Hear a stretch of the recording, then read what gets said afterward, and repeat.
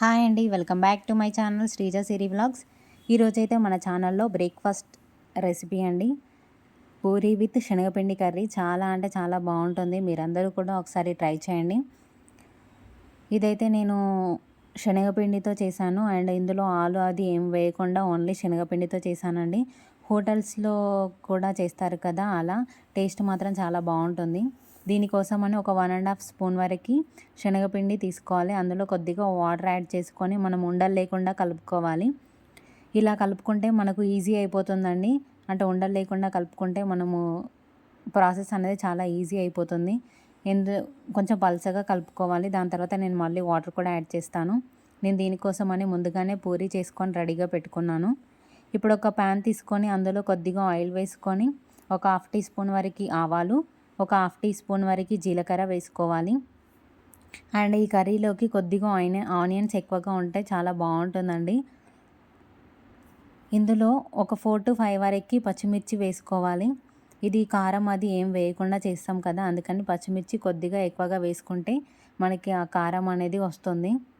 మనం దాని తర్వాత మళ్ళీ కారం అది ఏం యాడ్ చేయము, ఓన్లీ పచ్చిమిర్చితోనే చేస్తున్నాము. పచ్చిమిర్చి కొంచెం ఫ్రై అయిన తర్వాత ఇందులో మనం చిన్నగా కట్ చేసుకొని పెట్టుకున్న ఆనియన్స్ కూడా వేసుకోవాలి. మరీ ఎక్కువగా ఫ్రై చేయాల్సిన అవసరం లేదండి. నార్మల్గా మనం కర్రీకి ఎలా అయితే ఫ్రై చేసుకుంటామో అలా ఫ్రై అయితే సరిపోతుంది. బ్రౌనిష్ కలర్లో చేయాల్సిన అవసరం లేదు. ఇప్పుడు ఇందులో కొద్దిగా కరివేపాకు కూడా వేసుకోవాలి. కరివేపాకు ఏ కర్రీలో వేసుకున్నా కూడా దాని టేస్ట్ అనేది చాలా బాగుంటుందండి. ఇప్పుడు ఇందులో ఒక 1/2 టీ స్పూన్ వరకు పసుపు కూడా వేసుకోవాలి.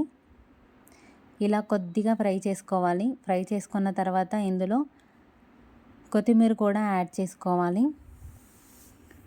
నేను లాస్ట్లో యాడ్ చేయకుండా ముందే ఆయిల్లోనే వేసేస్తున్నాను కొత్తిమీర కూడా. పూరీలలోకి ఈ కర్రీ చాలా అంటే చాలా బాగుంటుందండి, మీరందరూ కూడా ఒకసారి ట్రై చేయండి.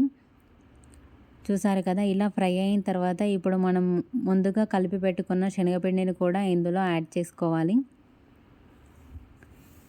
నేను ఓన్లీ ఇది 2 to 3 మెంబర్స్కి అలా చేస్తున్నానండి. మీకు ఎక్కువగా కావాలి అంటే శనగపిండి ఇంకొంచెం ఎక్కువగా తీసుకోండి, సరిపోతుంది. ఆనియన్స్ కూడా కొద్దిగా ఎక్కువగా కట్ చేసుకుంటే సరిపోతుంది.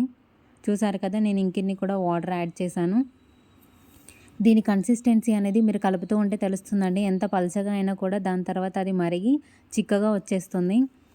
ఇంకా చల్లారిన తర్వాత కూడా ఇంకా చిక్కగా వచ్చేస్తుంది. అండ్ దీనికి తగ్గట్టుగా మనం సాల్ట్ కూడా వేసుకోవాలి. నేను ఆల్రెడీ పూరీలలో కొద్దిగా సాల్ట్ వేసాను, అందుకని చెప్పేసి ఇందులో కొద్దిగా తక్కువగా వేసాను. ఇన్ కేస్ తక్కువగా అనిపిస్తే మీరు టేస్ట్ చేసి అప్పుడు యాడ్ చేసుకోండి. చూసారు కదా, నేను ఎంత వాటర్ యాడ్ చేసి పల్చగా చేశానో ఇప్పుడు అది మరిగి చిక్కగా అయిపోయింది. ఇది మాత్రం చాలా బాగుంటుందండి. మేము మ్యాక్సిమం పూరీలలోకి ఇలానే చేసుకుంటాము. చూసారు కదా ఎలా చిక్కగా వచ్చేసిందో. క్వాంటిటీ అనేది మీకు ఎక్కువ మంది ఉంటే మీరు కొంచెం ఎక్కువగా శనగపిండి తీసుకుంటే సరిపోతుంది. చూసారు కదా, మన కర్రీ అయితే ఆల్మోస్ట్ రెడీ అయిపోయింది. పూరి విత్ శనగపిండి కర్రీ అండి. మనకి టేస్ట్ మాత్రం అదిరిపోతుంది. పిల్లలు కూడా చాలా ఇష్టంగా తింటారు. ఇందులో ఆలు కూడా ఉడకబెట్టుకొని స్మాష్ చేసుకొని కూడా వేసుకోవచ్చు. మీరందరూ కూడా ఒకసారి ట్రై చేయండి. థ్యాంక్